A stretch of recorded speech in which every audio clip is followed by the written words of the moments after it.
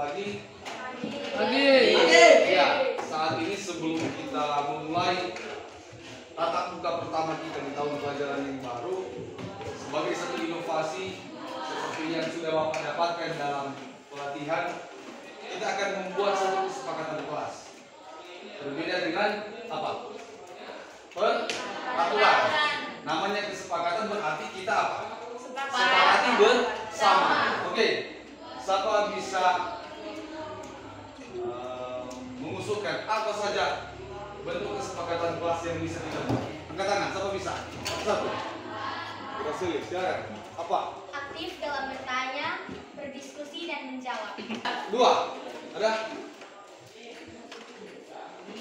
Menghargai guru. Menghargai guru.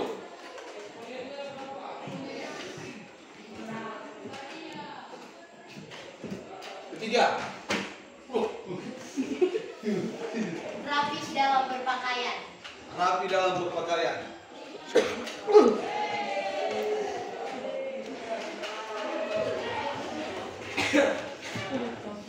Empat. Adakah? Menghargai pendapat orang lain. Menghargai pendapat orang lain.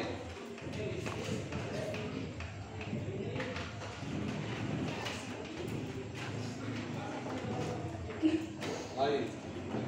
Kelima. Tidak tidur, biasa tidur. Tidak. Jadi tidak tidur dalam saat ke berapa? Lanjut. Mengikuti pelajaran sampai selesai. Mengikuti pelajaran sampai selesai. Lanjut. Tertib dan disiplin. Tertib dan disiplin.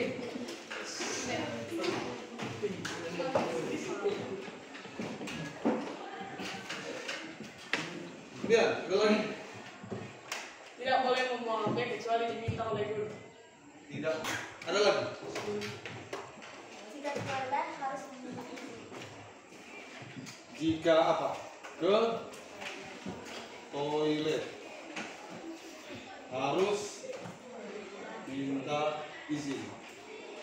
Dengan tertib, angkat tangan, kemudian sampaikan usulan Anda. Oke, yang pertama, apa kesepakatan kita? Tidak beribut. Ya? Tidak beribut dalam apa? Belajar. Lebih hal positif lagi apa? Tidak mengganggu teman. Tidak Tidak ribut. mencontek. Dengar dulu. Kalau tidak ribut itu lebih negatif. Konotasinya negatif.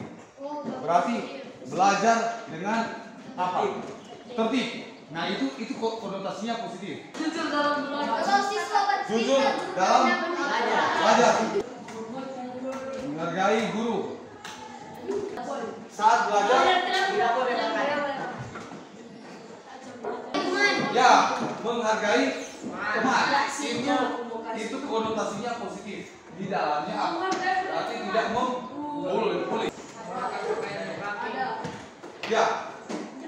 Berpakaian yang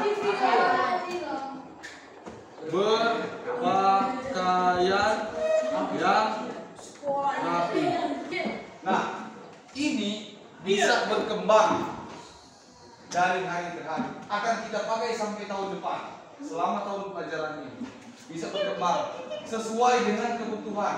Jika kita belajar sekarang dan kita melihat ada yang perlu diperbaiki, maka minggu depan bisa kalian usulkan. Nah, ini ada 10 kesepakatan kelas yang sudah kita sepakati. Apakah Anda sepakat? Sepakat ya? Oke.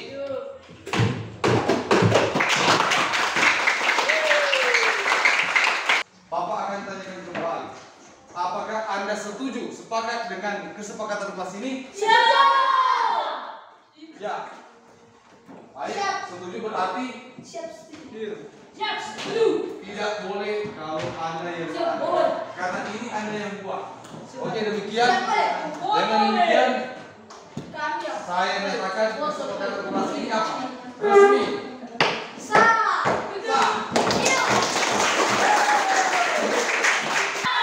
Kalau begitu dengan Deal. resmi Sah. saya apa?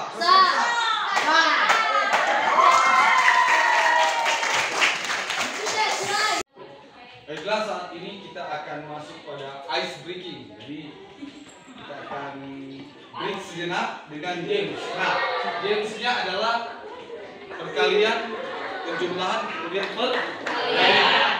Tangan Anda di belakang, kemudian keluarkan angka berapa saja kecuali 0 dan 1 untuk perkalian. Jadi skala 5 kecuali 0 dan 1. Jadi 2.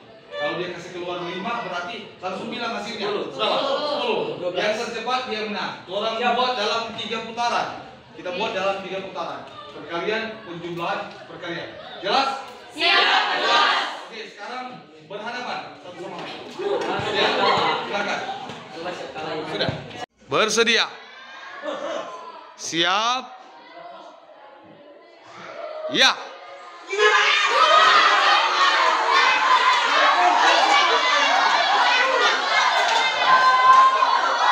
Oke. Sudah dapatkan hasil. Angkat tangan yang Angus. Siapa yang menang? Angkat tangan. Nah, ini putaran pertama. Sekarang putaran kedua. Baiklah, ronde kedua, penjumlahan. Bersedia. Siap. Ya.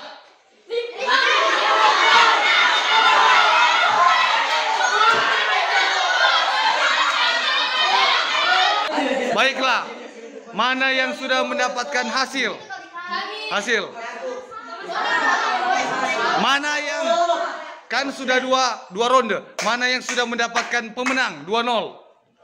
2-0. Oh, baru Jesa. Baru Jesa.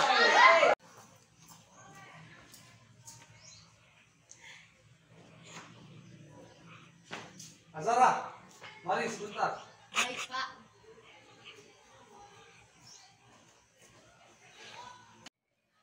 Mari, silakan duduk.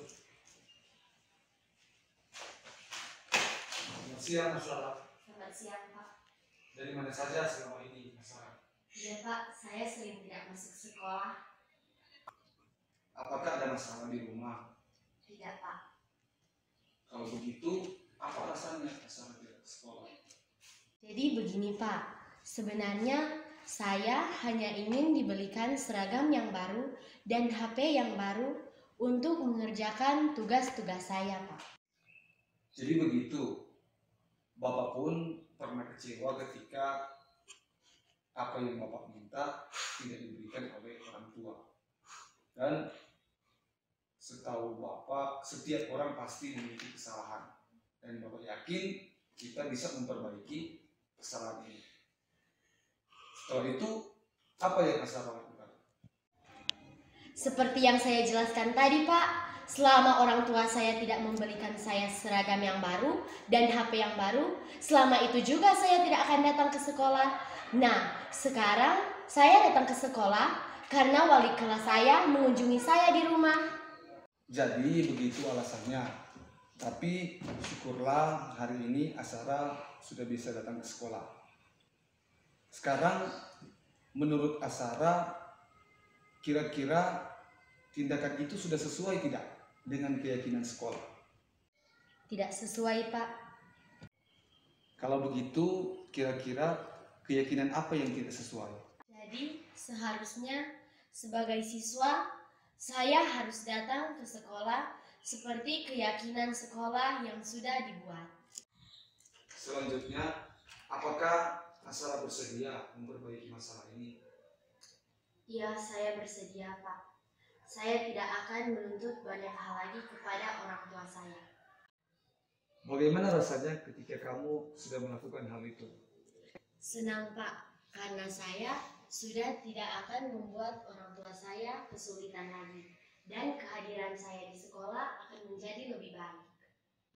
Baiklah kalau begitu, Bapak yakin kita mampu menyelesaikan masalah ini. Terima kasih Azara sudah datang berkonsultasi dengan Bapak.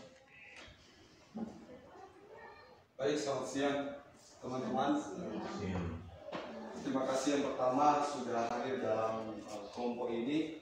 Jadi di sini kita akan berbagi pengalaman dan pemahaman apa yang sejauh ini saya dapatkan. Nah, hal ini kami rekam karena bagian dari tugas berkaitan dengan modul 1.4 budaya positif. Ini adalah bagian dari aksi nyata. Jadi setiap modul ada aksi nyata. Salah satunya ini, berbagi pemahaman dengan teman guru dengan maksud dan tujuan sekiranya orang boleh sejalan sepemahaman mengenai kegiatan ini. Walaupun di balik itu kami juga mengharapkan teman-teman kalau ada yang bisa juga ikut dalam kegiatan calon guru penggerak. Jadi kegiatannya sudah dibuka, so boleh daftar dari sekarang dan semoga bisa sama dengan orang. Gimana? Pak Azad? Oh. Tutup hari Yang tutup hari ini pengajar praktik. Jadi calon guru penggerak masih dibuka. Baik, materinya tentang budaya positif sekolah. Nah, apa budaya positif sekolah? Budaya positif sekolah sebenarnya adalah nilai-nilai yang sudah ada selama ini, kegiatan-kegiatan positif yang sudah kita terapkan di sekolah. Tapi kita akan lebih maksimalkan lagi. Kita awali dengan yang pertama. Jadi dalam setiap modul yang kami dapatkan, kami selalu disibukkan dengan hal ini.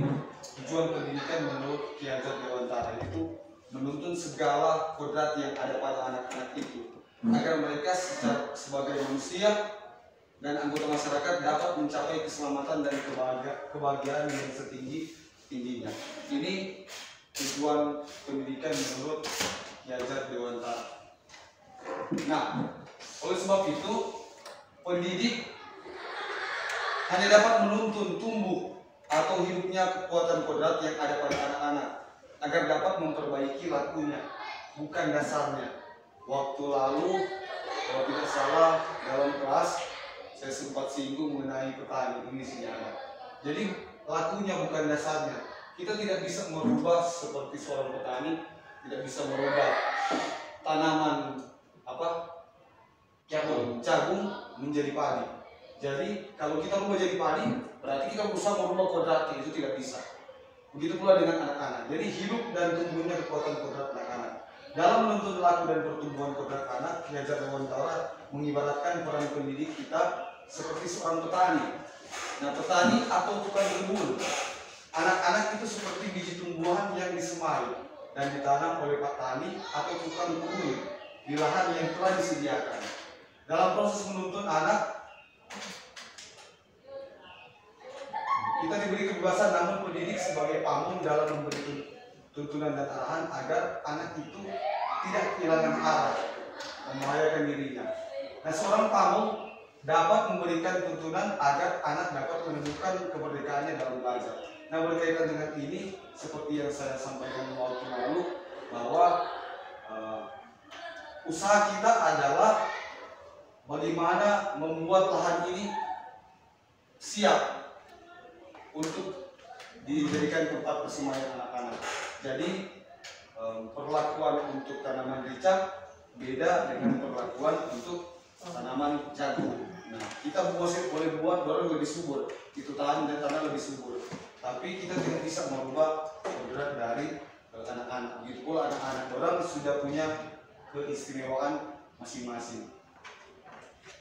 Oke, budaya positif itu salah satu bagian yang pertama adalah keyakinan kelas. Ini yang Ibu bilang tadi, yang kiranya teman-teman boleh laksanakan di kelas. Seperti itu, teman-teman di kelas juga buat keyakinan. Jadi yang saya terapkan sejauh ini, saya tanyakan kembali ketika misalnya orang melanggar keyakinan yang orang sudah buat dalam beberapa kasus, beberapa hari kita bilang, coba ingat kembali apa keyakinan kelas yang sudah kita buat. Jadi seperti itu. Kemudian 5 kebutuhan dasar manusia. Nah, ini yang perlu kita ketahui bersama. Ini sangat mempengaruhi tingkah laku atau perbuatan dari anak-anak. Yang pertama, kebutuhan bertahan hidup. Kemudian kasih sayang dan rasa diterima. Kemudian kebebasan. Kemudian kesenangan. Dan terakhir penguasaan. Jadi setiap anak berperilaku bisa jadi ada 5 unsur di sini yang tidak terpenuhi. Kita masuk yang pertama. Contohnya kebutuhan bertahan hidup. Kebutuhan bertahan hidup atau survival adalah sebuah kebutuhan yang bersifat fisiologis untuk bertahan hidup, misalnya kesehatan, rumah, dan makanan. Kebutuhan biologis sebagai bagian dari proses reproduksi termasuk kebutuhan untuk tetap bertahan hidup. Nah, komponen psikologis pada kebutuhan ini meliputi kebutuhan akan perasaan aman. Jadi ini yang pertama, kebutuhan bertahan hidup. Contoh, bisa jadi ada anak yang dia mengganggu di kelas karena kebutuhan ini yang tidak terpenuhi atau konsentrasinya itu tidak baik karena ada kebutuhan bertahan hidup yang tidak terpenuhi. Tapi terkadang kan orang langsung orang langsung marah-marah.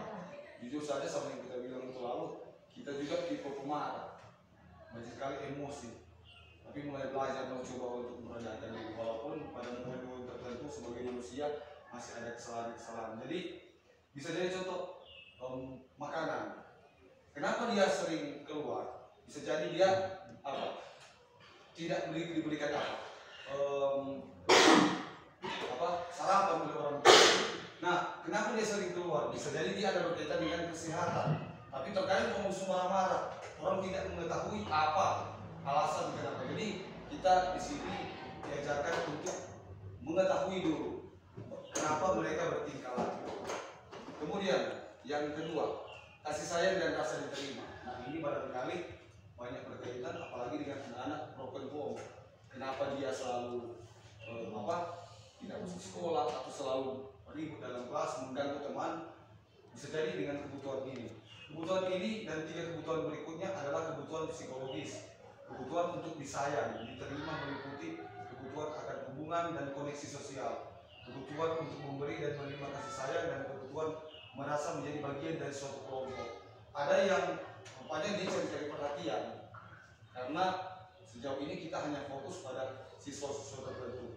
Nah, kebutuhan ini juga meliputi keinginan untuk terhubung dengan orang lain seperti teman, keluarga, pasangan hidup, teman kerja, binatang peliharaan, dan kelompok di mana kita tergabung. Jadi kenapa? Oh, dia rupanya bertindak itu karena orang tuanya, latar belakang orang tuanya yang broken home. Jadi itu salah satu alasan yang mungkin harus kita pelajari, kasih sayang dan rasa diterima.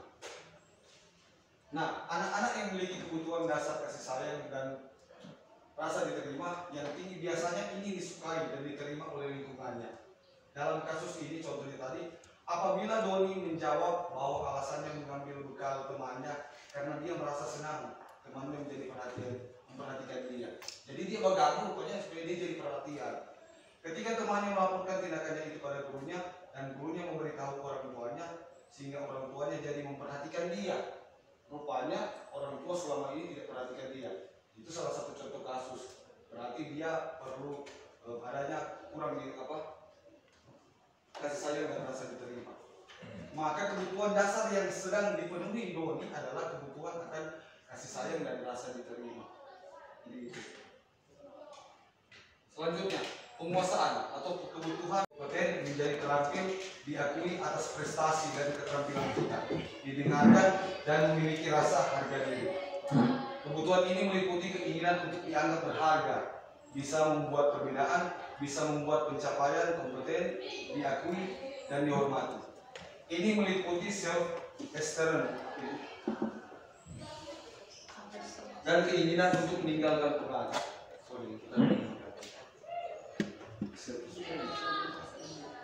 Nah, contoh kasus, apabila jawaban Doni adalah dia merasa hebat karena temannya jadi takut dengan dia dan menuruti keinginannya, maka sebetulnya Doni sedang berusaha memenuhi kebutuhan dasarnya akan kekuasaan.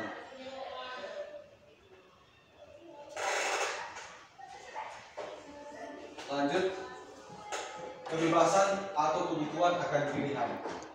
Nah, kebutuhan untuk bebas adalah kebutuhan akan kemandirian, otonomi, memiliki pilihan dan mampu mengendalikan arah hidup seseorang. Anak-anak dengan kebutuhan yang tinggi menginginkan pilihan. Mereka perlu banyak bergerak, suka mencoba-coba, tidak terlalu terpengaruh orang lain dan senang mencoba hal yang baru dan menarik. Nah, barangkali ini yang suka pegang-pegang guru. Teman, bila jawaban Doni dalam kasus di atas adalah bahwa dia merasa bosan dengan bekal makanan yang dibawa ibunya dari rumah karena ibunya selalu membawakan bekal yang sama. Oleh karena itu, dia ingin mencoba makanan teman-temannya yang beraneka ragam. Maka Doni sedang berusaha memenuhi kebutuhannya akan kebebasan. Selanjutnya, kesenangan, kebutuhan untuk merasa senang. Kebutuhan akan kesenangan adalah kebutuhan untuk mencari kesenangan, bermain dan tertawa. Mereka suka permainan dan suka mengoleksi barang, suka bergurau, suka melucu, dan juga menggemaskan. Dalam kasus di atas, bila Doni menjawab bahwa ia melakukannya karena iseng saja dan ia menikmati ekspresi wajah teman-temannya yang kesal karena diambil makanannya dan menurut dia ekspresi teman-teman itu lucu, maka berarti Doni sedang berusaha memenuhi kebutuhannya akan kesenangannya. Itu berkaitan dengan 5 kebutuhan dasar manusia yang kiranya orang bisa pelajari dan terapkan dalam pembelajaran. Kenapa anak ini selalu begini? Bisa jadi karena ada 5 kebutuhan ini yang selalu ingin dia penuhi salah satunya. Lanjut, slide ke-16. Posting. Mana awal? 10. Hah? 16. 5 posisi kontrol. Ini yang saya sampaikan waktu di ruang pertemuan ketika ada tentang segitiga institusi. Ketika saya belajar ini, jujur saya merasa bersalah. Barangkali dengan pembawaan saya yang terkadang emosi. Yang pertama adalah penghukum. Sebentar di atas ini penghukum. Seorang penghukum bisa menggunakan hukuman fisik maupun verbal. Orang-orang yang menjalankan posisi penghukum senantiasa mengatakan bahwa sekolah memerlukan sistem atau alat yang dapat lebih menekan murid-murid lebih dalam lagi. Nah, kita dulu termasuk di sini. Guru-guru yang menerapkan posisi penghukum akan berkata seperti ini: patuhi aturan saya atau awas. Gampang, ini begitu. Kamu selalu saja salah. Ini tipe-tipe penghukum. Selalu, pasti selalu yang terakhir selesai. Selalu, pasti selalu yang terakhir selesai. Ini saya kira. Guru seperti ini senantiasa percaya hanya ada satu cara agar pembelajaran bisa berhasil, yaitu cara dia, dengan cara penghukum. Nah, penghukum biasanya dengan suara tinggi, bahasa tubuh, mata melotot, dan lainnya. Terlambat lagi, pasti terlambat lagi. Selalu datang terlambat, kapan bisa datang tepat waktu? Nah, ini tipe-tipe penghukum. Tanyakan kepada diri Anda, bagaimana perasaan murid bila guru berbicara seperti itu pada murid pada saat muridnya datang terlambat. Jadi kita tanyakan, kira-kira bagaimana perasaan murid bila guru berbicara seperti itu pada muridnya saat datang terlambat. Nah, hasil dari penghukum ini bisa seperti ini. Kemungkinan murid marah dan mendendam atau bersifat agresif. Bisa jadi sesudah kembali duduk, murid tersebut akan mencoret-coret bukunya atau meja tulisnya. Lebih buruk lagi, sepulang sekolah, murid melihat motor atau mobil bapak ibu guru dan akan menggores kendaraan tersebut dengan paku. Ini lebih ekstrim gitu. Jadi bisa mendendam kemudian bertindak begini. Kemudian pembuat rasa bersalah. Nah, ini lebih cenderung ke ibu-ibu. Pada posisi ini biasanya guru akan bersuara lebih lembut. Pembuat rasa bersalah akan menggunakan keheningan yang membuat orang lain merasa tidak nyaman, bersalah atau rendah diri. Kata-kata yang keluar dengan lembut akan seperti ini: ibu sangat kecewa sekali dengan kamu. Berapa kali bapak harus memberitahukan kamu? Gimana coba kalau orang tua kamu tahu bahwa berbuat begini? Jadi posisinya dari kata-kata lebih lembut. Di posisi ini, murid akan memiliki penilaian diri yang buruk tentang diri mereka. Murid merasa tidak berharga dan telah mengecewakan orang-orang disayanginya. Membuat rasa bersalah biasanya nadanya memelas atau halus bersedih. Masa tubuh merapat pada anak, lesu. Nah, seperti contoh ini. Adik, kamu ini bagaimana ya? Kamu sudah berjanji dengan ibu tidak akan terlambat lagi. Kamu kenapa ya senang sekali mengecewakan ibu? Ibu benar-benar kecewa sekali. Bagaimana perasaan murid bila ditegur dengan cara seperti ini? Hasilnya, murid akan merasa bersalah. Bersalah telah mengecewakan ibu atau bapak gurunya. Murid akan merasa senang menjadi orang yang gagal dan tidak sanggup membahagiakan orang lain. Kadangkala sikap seperti ini lebih berbahaya daripada sikap penghukum, karena emosi akan tertanam rapat di dalam. Murid menahan perasaan. Tidak seperti murid dengan guru penghukum, di mana murid bisa melupakan amarahnya walaupun dengan cara negatif. Murid tertekan seperti inilah yang tiba-tiba bisa meletus amarahnya dan bisa menyakiti diri sendiri atau orang lain. Itu pembuat rasa bersalah. Kemudian teman, rupanya teman kata salah lagi, keliru kalau menurut yang kami dapatkan. Posisi kita sebagai teman, guru pada posisi ini tidak akan menyakiti murid, namun akan tetap berupaya mengontrol murid melalui persuasi. Posisi teman pada guru bisa negatif ataupun positif. Positif di sini berupa hubungan baik yang terjalin antara guru dengan murid. Guru di posisi teman menggunakan hubungan baik dan humor mempengaruhi seseorang. Mereka akan berkata, ayo bantulah ini bapak. Ayo ingat, tidak bantuan bapak selama ini. Jadi, apakah dia tidak ingat dengan bantuan bapak selama ini? Ya sudah, kali ini tidak apa-apa, nanti ibu bantu bereskan. Jadi ini posisi teman. Nah, hal negatif dari posisi teman adalah bila suatu saat guru tersebut tidak membantu, maka murid akan kecewa dan berkata, saya pikir bapak atau ibu bukan saya.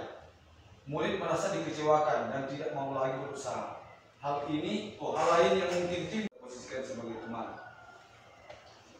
Murid akan merasa senang dan akrab dengan guru. Ini termasuk dampak yang positif. Hanya saja di sisi negatif, murid menjadi tergantung pada guru tersebut. Bila ada masalah, dia merasa bisa mengandalkan guru tersebut untuk membantunya. Akibat lain dari posisi teman, Adi hanya akan berbuat sesuatu bila yang menyuruh adalah guru tersebut. Jadi barangkali begitu, ada guru yang kalau kita panggil, jadi mau mulai pagi langsung pergi. Mungkin pendekatannya itu karena dia cukup dekat dengan guru tersebut. Akibatnya bisa berdampak kepada guru yang lain. Dan belum tentu berlaku yang sama dengan guru atau orang yang lain. Jadi bisa jadi orang lain dia perlakukan berbeda. Kemudian pemantau. Nah ini biasa-biasa saja. Memantau berarti mengawasi. Pada saat kita mengawasi, kita bertanggung jawab atas perilaku orang-orang yang kita awasi. Posisi memantau berdasarkan pada peraturan-peraturan dan konsekuensi. Dengan menggunakan sanksi dan konsekuensi, kita dapat memisahkan hubungan pribadi kita dengan murid. Sebagai seorang yang menjalankan posisi memantau, pertanyaan yang diajukan seperti ini. Peraturannya apa? Dia cuma tanyakan, peraturannya apa? Apa yang telah kamu lakukan? Sanksi atau konsekuensi apa yang akan kamu dapat? Nah, pemantau biasanya suaranya datar, bahasa tubuh formal. Contoh, guru. Adi, tahukah kamu jam berapa kita memulai? Tahu pak, kamu terlambat 15 menit. Apakah kamu sudah mengerti konsekuensi yang harus dilakukan bila terlambat? Paham pak, saya harus tinggal kelas pada jam istirahat nanti dan mengerjakan tugas ketertinggalan saya. Ya benar, nanti pada saat jam istirahat kamu harus tinggal di kelas untuk menyelesaikan tugas yang tertinggal tadi. Saya tunggu. Nah, jadi dia kalau pemantau dia tidak marah-marah, dia cuma ikut aturan, tapi tetap memberikan hukuman. Murid memahami konsekuensi yang harus dijalankan karena telah melanggar salah satu peraturan sekolah. Guru tidak menunjukkan suatu emosi yang berlebihan, menjadi marah atau membuat mereka merasa bersalah. Murid tetap dibuat tidak nyaman, yaitu dengan harus tinggal kelas pada waktu jam istirahat dan mengerjakan tugas. Guru tetap harus memantau murid pada saat mengerjakan tugas di jam istirahat, karena murid tidak bisa ditinggal seorang diri. Itu pemantau. Posisi yang terakhir itu manajer. Nah ini dia, kalau menurut pendidikan calon guru penggerak, katanya kita harus ambil posisi manajer. Posisi terakhir manajer adalah posisi di mana guru berbuat sesuatu bersama dengan murid, mempersilahkan murid mempertanggungjawabkan perilakunya, mendukung murid agar dapat menemukan solusi atas permasalahannya sendiri.